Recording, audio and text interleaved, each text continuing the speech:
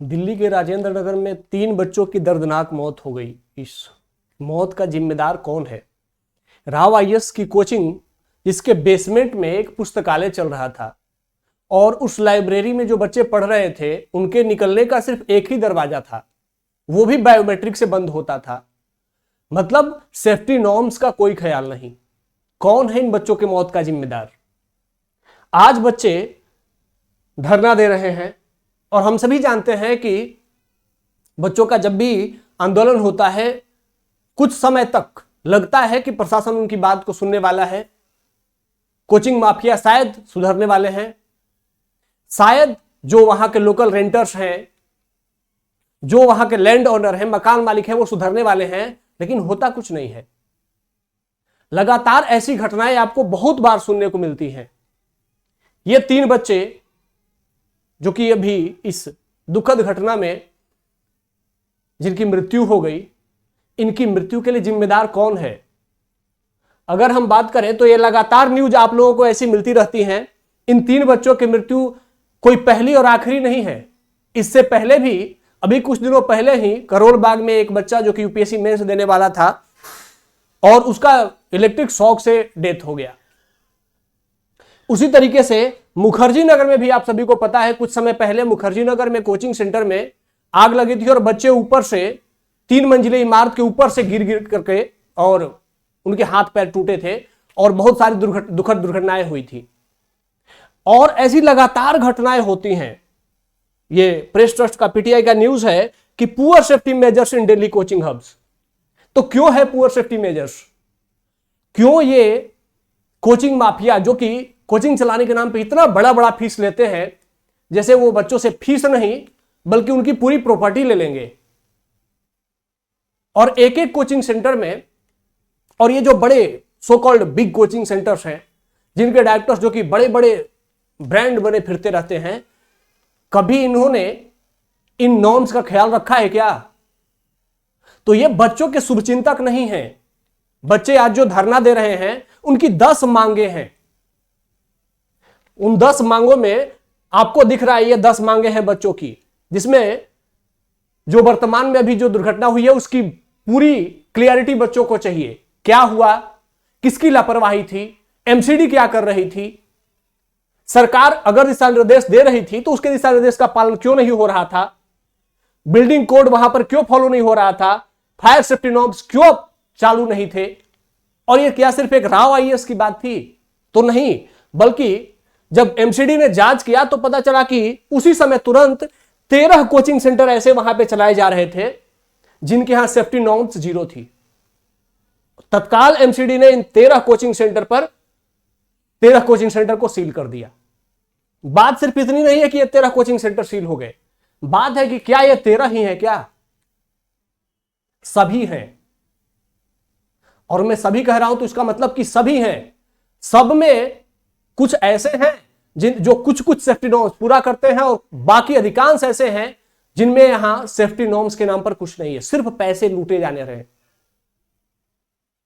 यह धंधा ऐसा हो गया है कि यहां पर ना तो आपके एजुकेटर्स की क्वालिटी वैसी है जो कि रियल जो डिमांड होती है उसको पूरा करे, सिर्फ ब्रांड बना करके बड़ी बड़ी कोचिंगें खड़ी करके बड़ा बड़ा हॉल खड़ा करके और एक व्यक्ति के नाम पर 2 व्यक्ति के नाम पर बच्चों का रिजल्ट दिखा करके, और वो भी अधिकांश फेक रिजल्ट होते हैं। आपको पता होगा पिछले साल सरकार ने बहुत सारी कोचिंग को नोटिस दिया था, उन पर कोई कार्रवाई वैसे होती नहीं है क्योंकि ये कोचिंग माफिया इतने स्ट्रांग है कि इन पर कार्रवाई करना बहुत मुश्किल है।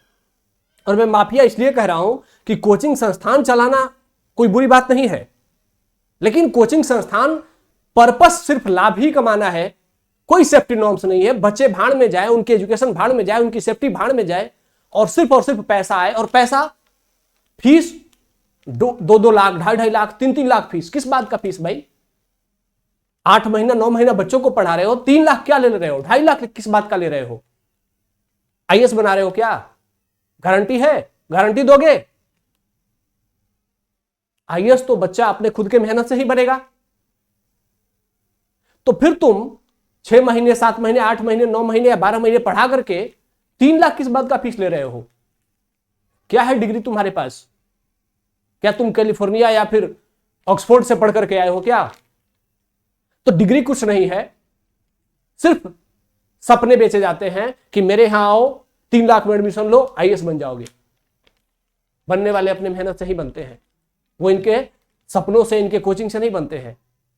लेकिन फिर भी बेचा जा रहा है। चलो सपने बेचते हो, फिर भी यहां तक एक्सेप्ट किया हमने, सपने बेच रहे हो, लूट रहे हो, लेकिन सेफ्टी नॉर्म्स उसका कोई पालन ही नहीं। लगातार ऐसी घटनाएं हो रही हैं। तो क्यों हो रही हैं? एमसीडी भी इसके लिए दोषी है। अभी आप लोग दिल्ली में थोड़ी सी बरसात होती है, हर जगह जल भराव, पानी इतना भर जाता है कि, और नलियां जाम, हर जगह आपको नलियों में से चल करके बाहर निकलना पड़ता है। सरकार भी दोषी है। इन कोचिंग माफियाओं के साथ साथ सरकार बल्कि ज्यादा दोषी है। सरकार को पता है कि जहां कोचिंग चलती है वहां भीड़ भाड़ वाला इलाका होता है, बच्चे ज्यादा संख्या में होते हैं, तो उस इलाके में सेफ्टी नॉर्म्स का ज्यादा ख्याल रखा जाना चाहिए। वहां पर दुर्घटनाएं हो सकती हैं और लगातार होती भी हैं। मुखर्जी नगर में आग लगना, अभी कुछ दिनों पहले ही करोल बाग में एक बच्चे को इलेक्ट्रिक शॉक लग गया, जबकि वो मेट्रो के गेट के बाहर खड़ा था। एक वायर ऐसे ही पकड़ा उसने, पोल पकड़ा और पोल में करंट था, बच्चे की मृत्यु हो गई। तो सेफ्टी नॉर्म्स का कोई ख्याल नहीं। दिल्ली सरकार क्या कर रही है? तो यहां सिर्फ पॉलिटिक्स होता है और कुछ समय के लिए जो छात्रों की ये मांगे हैं कि ये जो मांगे होती हैं छात्रों की, इसको सिर्फ कुछ समय के लिए लोगों के सामने दिखाया जाएगा कि हाँ हम इन मांगों पे काम कर रहे हैं। होगा कुछ नहीं। बच्चे शांतिपूर्ण आंदोलन कर रहे हैं, बच्चों की भी सुन लो। और इतना ही नहीं, सबसे बड़ी चुनौती ये है ही, लेकिन इनके साथ साथ जो मकान मालिक होते हैं, इनके तो मतलब इनके भाव ही मत पूछो। छोटे छोटे कमरे होते हैं, 12,000, 15,000, 20,000 का कमरा, एक छोटा सा 10 बाई 10 का, 8 बाई 10 का, और 20,000। पहली बार लेने जाओ तो आपको 60,000, 70,000 रुपए देने हो जाते हैं करोल बाग में। 20,000 रेंट है, 20,000 एडवांस है, 20,000 ब्रोकरेज है, 60,000 देकर के एक महीने का शुरुआत में आपको कमरा एक मिलेगा रहने का। तो इन मकान मालिकों को कुछ करना चाहिए क्या? इन मकान मालिकों का कुछ सेफ्टी नॉर्म्स है? कुछ नहीं है।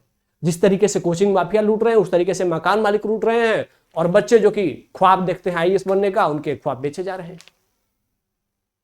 तो बच्चों को ख्वाब देखना तो नहीं छोड़ना चाहिए ना। ख्वाब देखेंगे तभी भारत आगे जाएगा। लेकिन इन ख्वाब को जो माफिया लूट रहे हैं, और सरकारें जो कि इन ख्वाबों के नाम पर, क्योंकि सरकारों के लिए वोट बैंक नहीं होते, कोई केरल से आ रहा है, कोई तमिलनाडु से आ रहा है, कोई कर्नाटक से आ रहा है, कोई साउथ नॉर्थ ईस्ट इंडिया से आ रहा है, कोई दिल्ली का वोटर है नहीं। तो जब दिल्ली में इनको वोटिंग करने का राइट नहीं होता, तो दिल्ली सरकार के लिए ये ऑप्शन ही नहीं है। लेकिन बहुत हो गया। अब अगर एमसीडी नहीं जगी तो छात्र जो कि आंदोलन कर रहे हैं, ये आंदोलन लंबे समय तक करते रहेंगे। और उन आंदोलन में मैं भी हूं, मैं था भी, आगे भी रहूंगा, और मेरे जैसे बहुत सारे लोग उस आंदोलन में बच्चों के साथ हैं। मैं भी इसी जर्नी में मैंने महसूस किया है कि यहां कितना मैनिपुलेशन हुआ है, कितना शोषण हुआ है हमारा।